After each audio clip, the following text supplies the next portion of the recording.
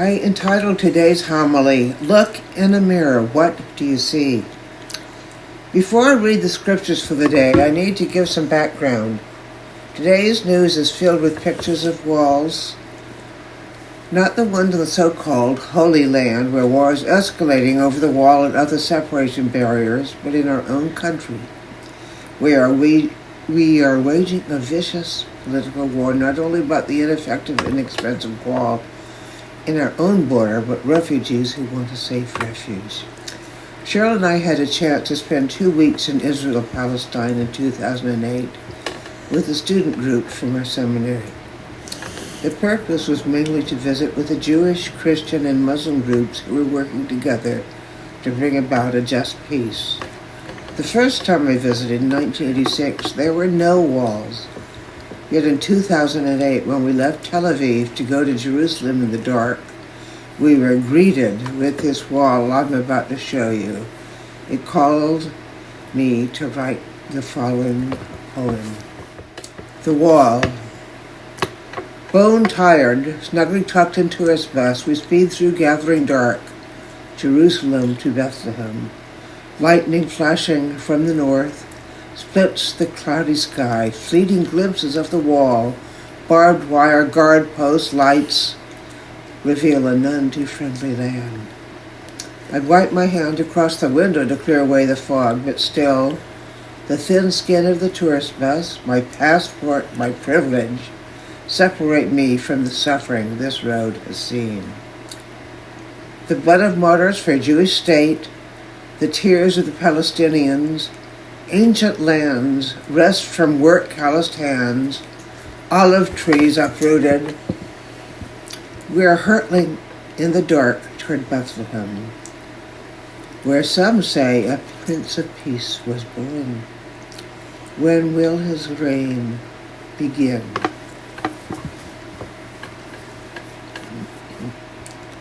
The wall was a manifestation of not only the physical, but human separation of two peoples. One seemingly beloved, the other at most barely tolerated. But there is another picture I want to show you with a different picture of two little boys who have not yet been taught to hate. You have all probably seen drawings on the internet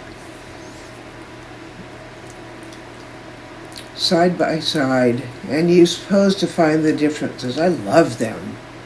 I love testing my discernment skills. I am now going to share a real picture with you of two boys who are participating in Twins Day at the elementary school. I want you to see if you can find 5 differences. I will pause for a few moments when the picture comes up.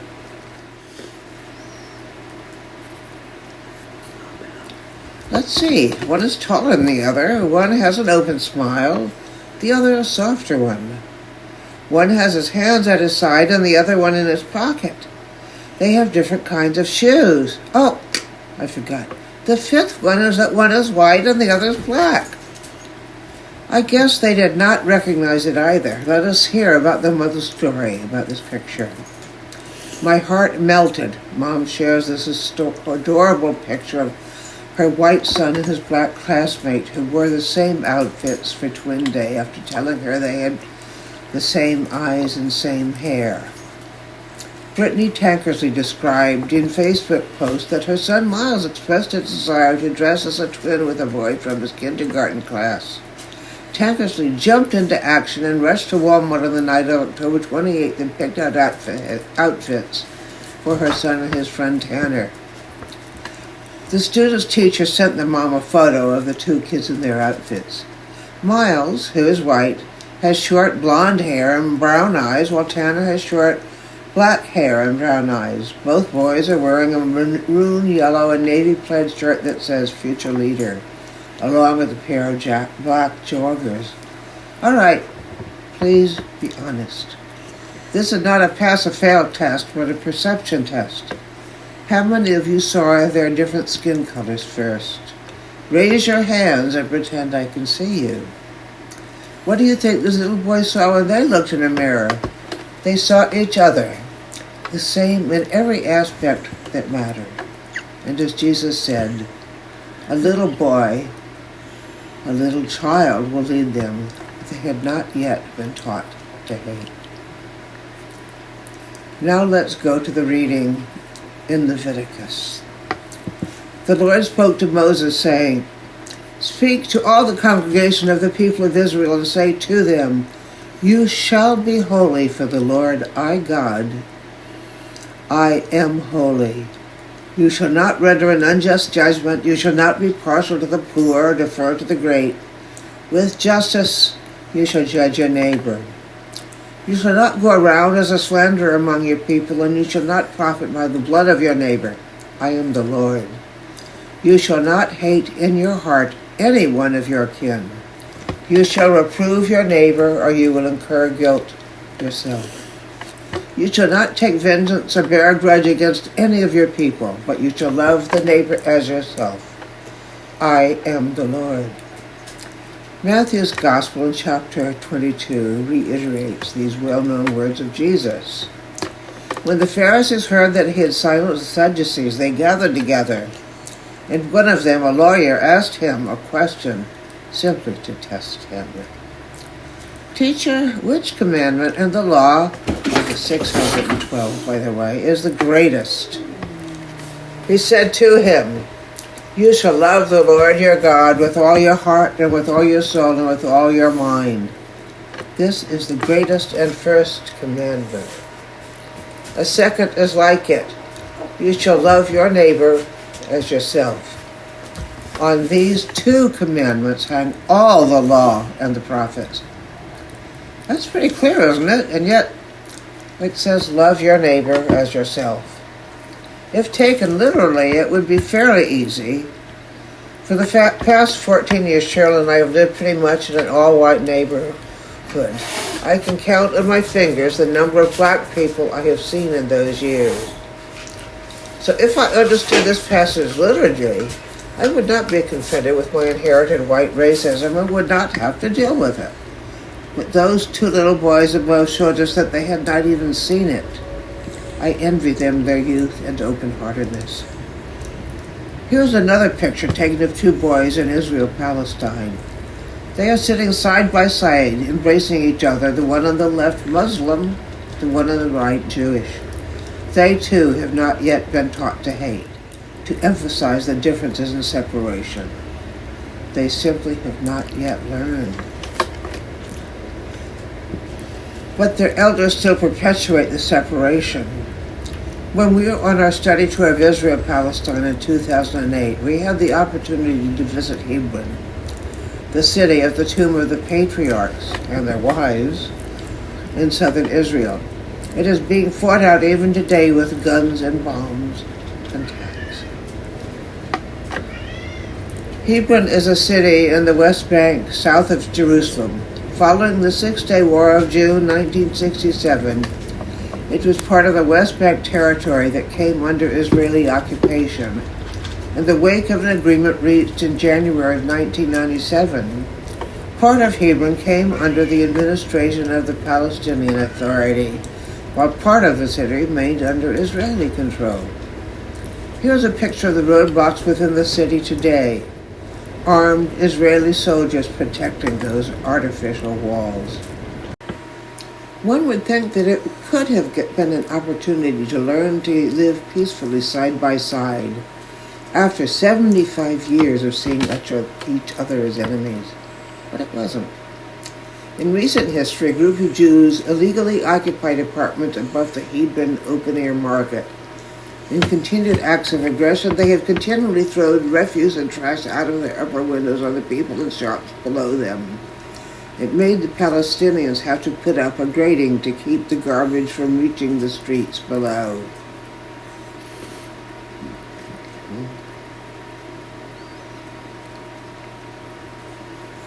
Here is a picture I took of the Palestinian open-air market. This illegal and unjust incursion even has an impact on children. It's difficult for them to go to and from school because of the many detours and roadblocks by the Israeli soldiers. The following picture makes me want to cry. Every day a Palestinian child as young as this picture has to take this walk between soldiers armed with rifles. I imagine this little one must have to wake up early each day for the treacherous walk through many hazards to get to school safely. Then I heard of the story of the Angel of Hebron. A Muslim woman had an upstairs apartment whose back room opened out to the Palestinian safe land. So she would get up every morning, lower a ladder from her front window so that the Palestinian school children could climb up, then go to the back room to go down with the ladder to avoid all the inexcusable roadblocks and go right to school. She repeated this story every day when they assembled under her back window to go through the home. Here's a poem I wrote about this nameless woman. Jacob in a vision saw a ladder, angels coming up and down from heaven. You'd think they could just fly with their 3 sets of wings. But maybe the ladder was to help us wingless ones travel to between the heavens and the earth.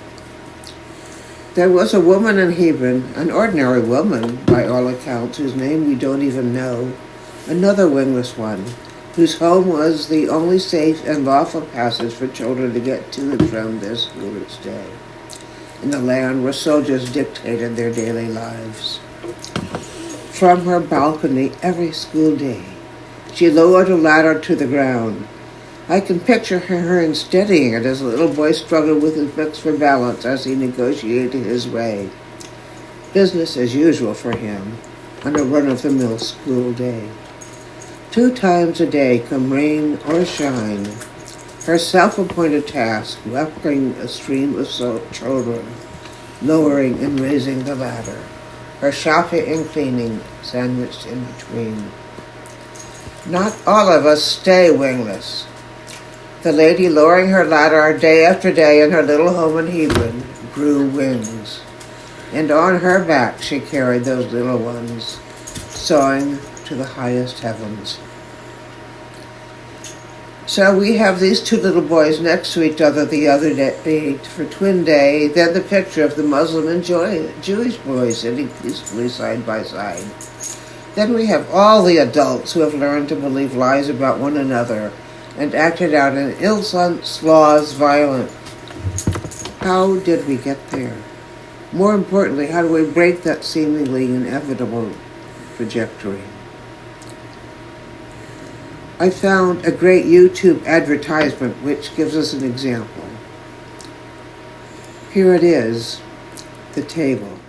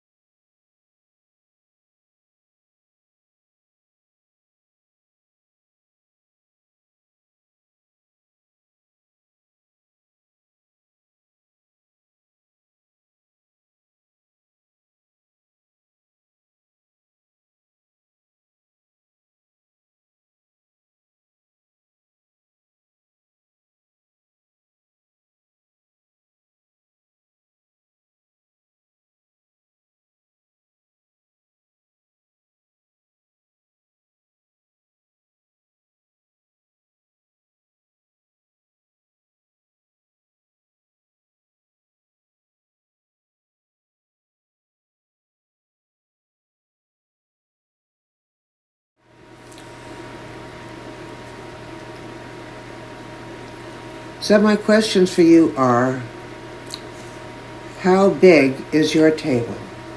How can you expand it? Whom would you invite? Let us close with the song Walls and Windows by one of my favorite lyricists, Judy Small. One voice in the crowd. So here we go, Walls and Windows.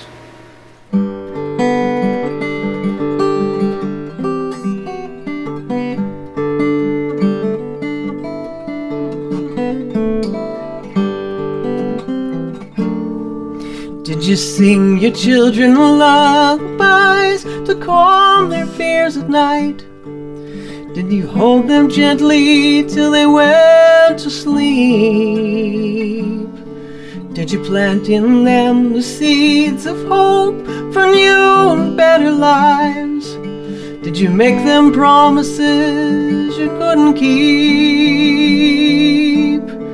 And do you think of me as enemy, or could you call me friend? Or will we let our differences destroy us in the end? The wall that stands between us could be a window too. When I look into the mirror, I see you.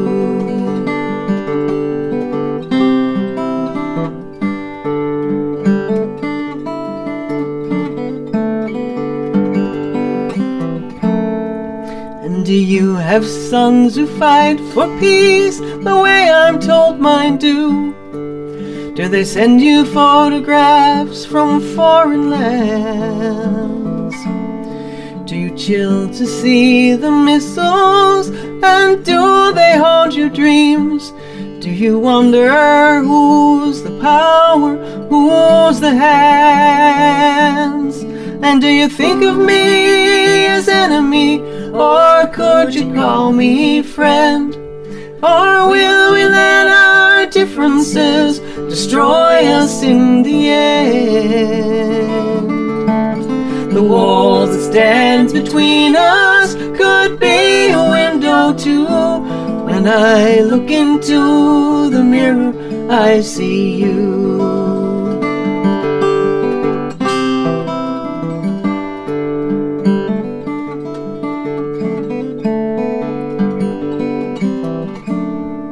As we move ahead, we see the signs that walls of words and fear don't need to stand between the truth and dreams. Walls of windows rise into the distance, and we dare to look into the mirror and see peace. And do you think of me as enemy, or could you call me friend? Or will we let our differences destroy us in the end? The wall that stands between us could be a window too. When I look into the mirror, I see you. When I look into the mirror, I see you.